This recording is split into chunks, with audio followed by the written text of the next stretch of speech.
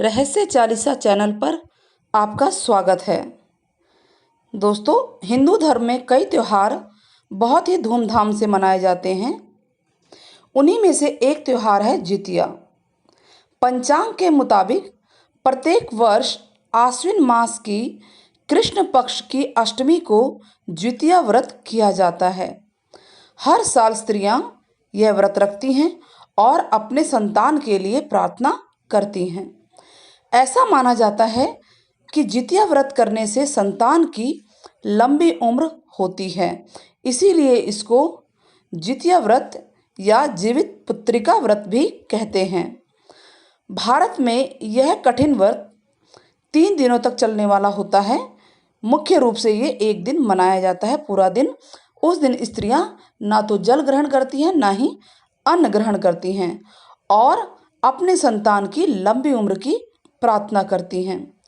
जितिया व्रत तब तक पूर्ण नहीं होता जब तक इस व्रत से जुड़ी कथा का वाचन न किया जाए। व्रत कथा अपने संतान के साथ बैठकर सुने या सुनाएं। तो आइए जानते हैं कथा के बारे में। आश्विन माह की कृष्ण पक्ष की अष्टमी को सौभाग्यवती स्त्रियों द्वारा अपने संतान की आयु, आरोग्य एवं उनके कल्याण के लिए इस व्रत को करती हैं तथा इस कथा का वाचन करती हैं।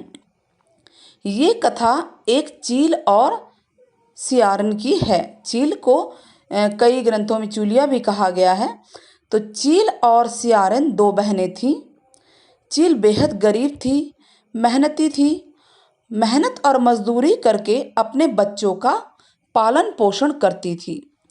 वहीं सियारिन गलत आचरण वाली महिला थी।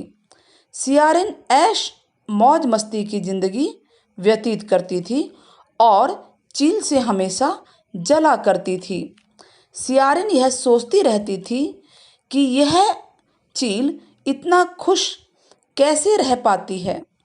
चील की हंसी खुशी सियारिन को सहन नहीं हो पाती थी, जिसके कारण उसने उसको सताने के अनेक प्रयास किए और वो करती भी रही। यहाँ तक कि कई बार चील के बच्चों को मारने की कोशिश भी कर चुकी थी, किंतु चील के व्रत और तपस्या के कारण उसका बच्चा सदैव सुरक्षित बच जाया करता था। एक दिन की बात है, सियारिन चील के बच्चों को लेकर लकड़ी चुनने जंगल में चली गई। वहां लकड़ी चुनते चुनते जब बच्चे थक गए तो बच्चों को कहीं दूर विश्राम करने को कहती हैं। बच्चे सो जाते हैं तो सियारिन उन बच्चों का सिर काटकर एक टोकरी में रखकर वापस घर आ जाती है और चील को वह भेंट कर देती है और कहती है, दीदी, जंगल से नारियल लाई हूं, बच्चों को खिला देना। चील उस टोकरी को उठाकर नहीं देखती और एक किनारे रखकर चली जाती है। चील अपने बच्चों के आने की प्रतीक्षा करती है। शाम से रात हो जाती है, लेकिन उसके बच्चे वापस नहीं आते। इसके कारण चील बहुत परेशान हो जाती है। पहर, 2 पहर, 4 पहर बीतने के बाद भी जब बच्चे घर नहीं आते तो एक माँ का दिल पीड़ा से, चीख बुखार से रोने लगता है। सारा गांव जो निद्रा में सोया हुआ था, सभी उसकी रोने की आवाज सुनकर जग जाते हैं। उधर उसी दिन शंकर और पार्वती जी पृथ्वी पर भ्रमण के लिए निकले थे। इस करुण स्वर को सुनकर पार्वती जी से रहा नहीं गया। उन्होंने कहा, हे महादेव, हे प्रभु, कोई दुखियारी रो रही है और उसके रोने में एक करुणा स्वर छुपा हुआ है। मुझसे यह बर्दाश्त नहीं हो रहा है, चलकर देखना चाहिए। महादेव ने कहा, पार्वती, यह मृत्युलोक है। यहाँ सब साधारण सी बात है। यहाँ सब मोह माया लगा रहता है। किंतु पार्वती जी के हट पर महादेव जी उनके सामने झुक जाते हैं और चील के पास पहुंचकर उसकी पीड़ा का कारण जानते हैं। चील से उसके रोने का कारण पूछा तो चील ने पूरी घटना को विस्तार से बता दिया। अभी तक मेरे बच्चे घर नहीं लौटे हैं। शंकर जी ने ध्यान लगाया तो उन्होंने चील के बच्चों को जंगल में मृत्यु के शैया पर लेटा हुआ पाया। शंकर जी ने पार्वती जी के अनुरोध पर उन बच्चों को पुनः जीवित करके चील की ममता की रक्षा की। बच्चे नींद से उठे और वहां मौसी को ढूंढा, लेकिन मौसी तो मिली ही नहीं। तो बच्चे घबराते हुए घर आए और मौसी का सारा घटनाक्रम माँ को बता दिया। चील उसी समय जाकर सियारिन से लड़ने लगी कि तुमने मेरे बच्चों के साथ जंगल में क्या किया था, तुमने मेरे बच्चों को जंगल में अकेला छोड़ा।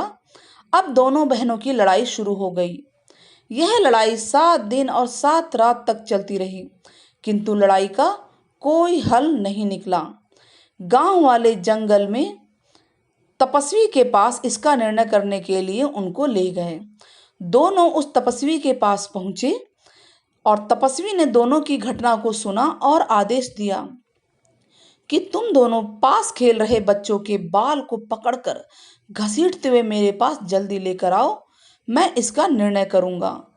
चील एक माँ थी, वह बच्चों की पीड़ा जानती थी, तो उसने महात्मा के वचनों का पालन नहीं किया और सियारिन दौड़ती हुई खेलते हुए बच्चों के बाल पकड़कर खींचकर तपस्वी के पास ले आई।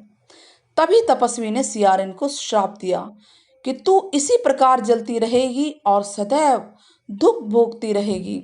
जो महिला एक बच्चे की पीड़ा और माँ की ममता को नहीं जानती, वह इस पृथ्वी पर दुख भोगने के अलावा कुछ और नहीं कर सकती। तो दर्शकों, पुत्र की लंबी उम्र के लिए माताएं सूर्योदय से काफी पहले ओघटन की विधि पूरी करती हैं। इसके बाद व्रती जल पीना भी बंद कर देते हैं।